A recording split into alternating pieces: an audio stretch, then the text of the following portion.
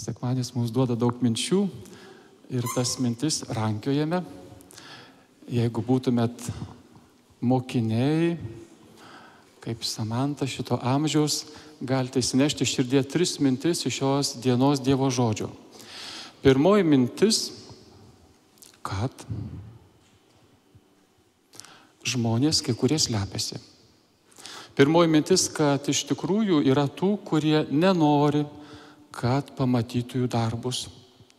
Ir Jėzus sako, kad šviesa, kuri ateina į mūsų gyvenimą, ji parodo juos. Antroji mintis, ateidamas Dievas į jūsų gyvenimus, nieko kito nenori, kaip tik atnešti išganymą. Ir be abejo gailestingumą. Taigi Dievas su jumis, mėlyje, žaidžia slėpinių ir šias slėpinės be abejo nori, kad ir jūs laimėtumėt, ir jis, tačiau Dievas jūsų ieško, stenkitės ypač gavėnioje nesislėpti. Ir trečioji mintis, jeigu būtumėte didelėje ekskursijoje ir mes visi pajudėtume apie šį Išlaužo Dievo dvarą vaikščioti ir kažkas mus vestų, turėtų turėti ženklą iškelti aukštyn, kad matytume, kur visiems eiti. O mes tą ženklą turime, Kristų iškeltą ant kryžiaus, taip kaip Mozė kėlė žaltį. Tai mūsų pirmosios pamokos. Šiaip dar mes mokam ir giedoti ir po to pradėsiu pamokslauti.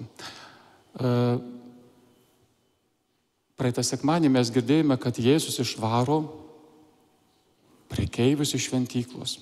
Mes nusprendėme, kad šioje šventovėje mes Dievo ne tik, kad su nuolaidom nepardavinėjame, bet Dievas yra nemokamas čia. Ir matėme, kaip pasipiktino kunigai, rašto aiškintojai.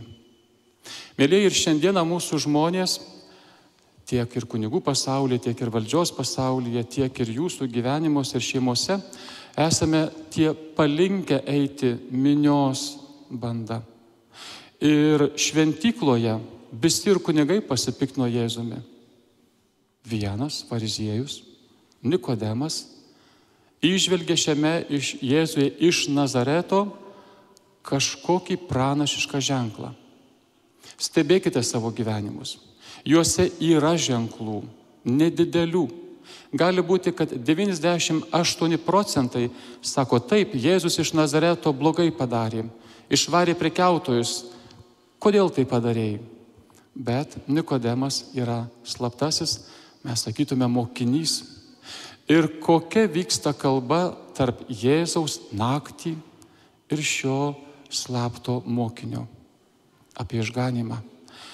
Ir išganimas ateina pagal žydus užsitarnavus. Tai reiškia, reikia labai daug nuveikti, reikia daug pasiekti, kad tu patektumė į dangaus karalystę. O jis sako, mielasis, ar tu nežinojai?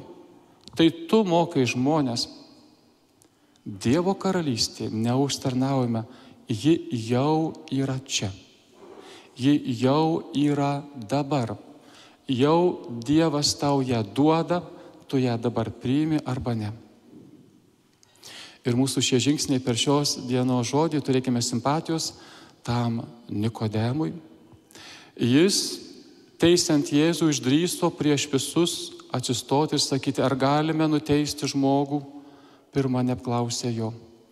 O jo atsivertimas buvo po Jėzaus mirties, kada pats savo rankomis laidojo Dievo sūnų ir pilnai įtikėjo savo senatvėje. Tai mūsų ši kelionė, o pats Dievo žodis veda nuo pirmo skaitinio, kurį nuostabiai perskaitėte, gerbiamas Ignai, tai yra žydų tautos istorija.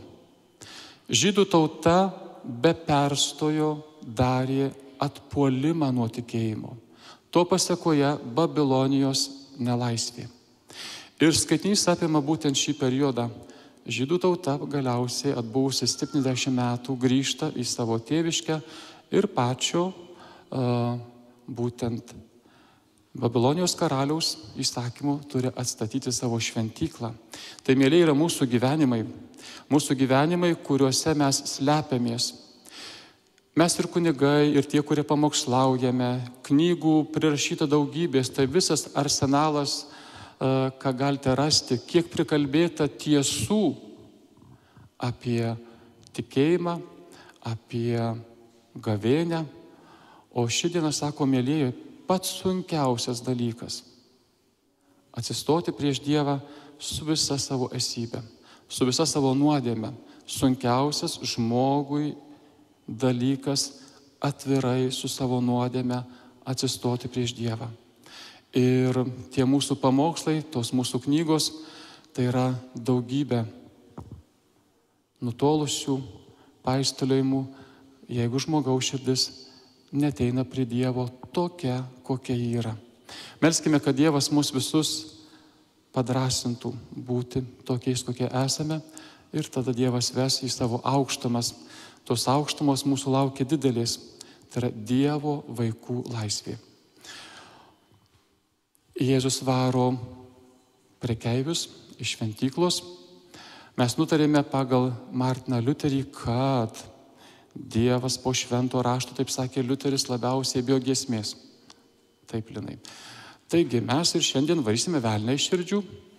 Teks visiems giedoti, vaikščiosiu, žiūrėsiu burnas, klausysiu, kaip giedate. Mūsų pirmoji giesmė – širdžių tyrinimui. Maestro Vadimai, bandykime. Visi klausome, vyksta pamoka. Giedu tau, mano Jėzau. Visi kartu dabar. Giedu tau, mano Jėzau. Vadimas? Šlovinu, aukštinu, giedu tau, mano Jėzau. Visi kartu bandykime. Šlovinu,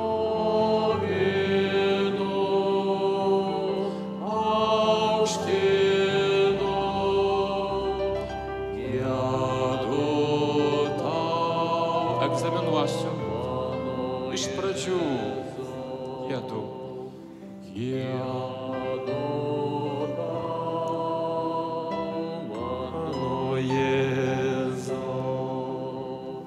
Giedu tau, mano Jėzau. Visi kartu. Šlovinu, aukštinu, giedu tau, mano Jėzau.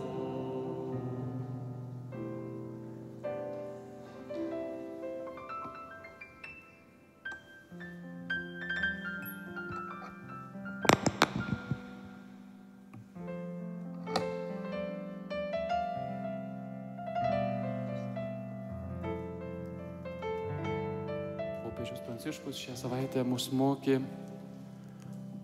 saugotis didžiausios ydos, didžiausio blogio žmogaus širdžiai.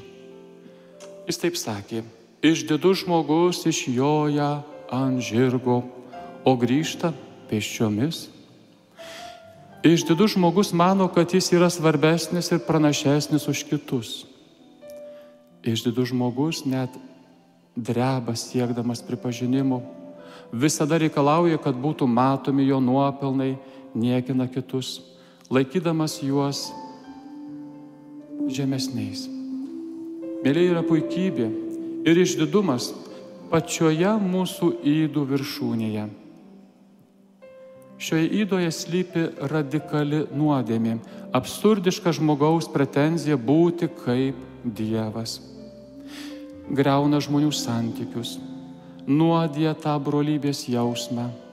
Išdidus žmogus su panieka žiūri į kitus, teisia kitus.